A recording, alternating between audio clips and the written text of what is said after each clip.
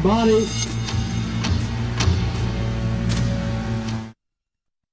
Jim actually wanted to up the scale. We made the models and the sets, the whole environment, half again as big as the first time. The HK stood about 4 feet tall.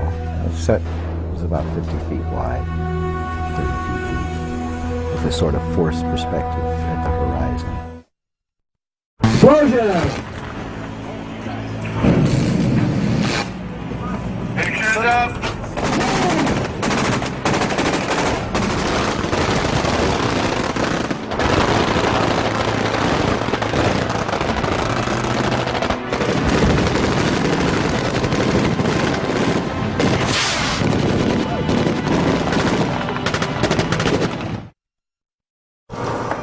At Fantasy 2, Peter Kleinow go-motion animated the 1/3 scale endo puppet from the first film in front of a pair of rear-projected VistaVision plates showing a smaller scale miniature landscape and explosions. 2 different versions of these puppet shots were then rear-projected side by side behind a pair of full-scale Stan Winston endo puppets, which were shot handheld with smoke and spotlights. Finally, animated lasers were optically added to complete the shot. Arnold walks into the bar wearing the loudest pair of purple Hawaiian print board shorts that he can. And everybody in the bar is supposed to keep a straight face. But it actually worked okay because they all looked down in surprise. And what he was trying to go for was the effect that they're all reacting to his enormous crank, I guess.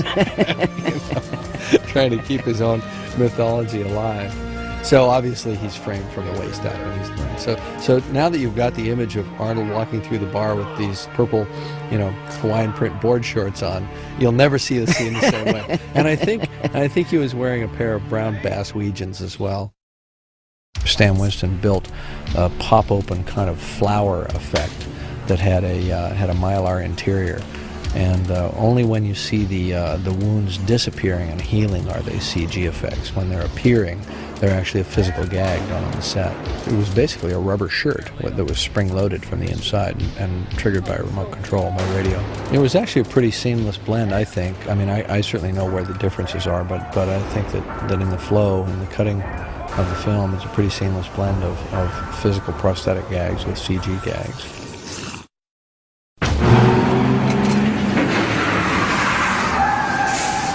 Look back, Eddie. What's up? I don't know if he's changed it. Lucas has come out into the street and gets whacked this way.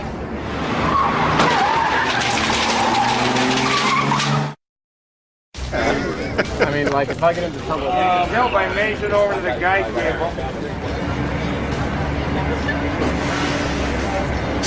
Okay, here we go. Roll camera, roll camera.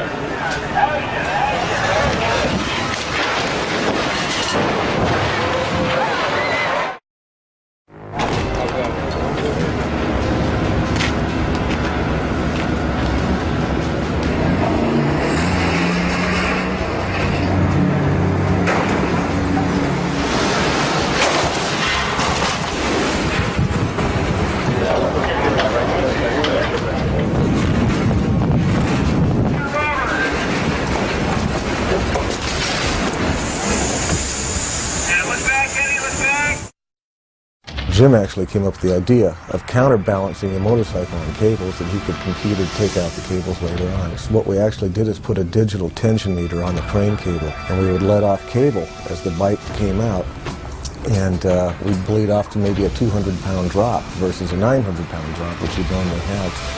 So that way we were able to do the stunt over and over. Yes, take this. I'll take this.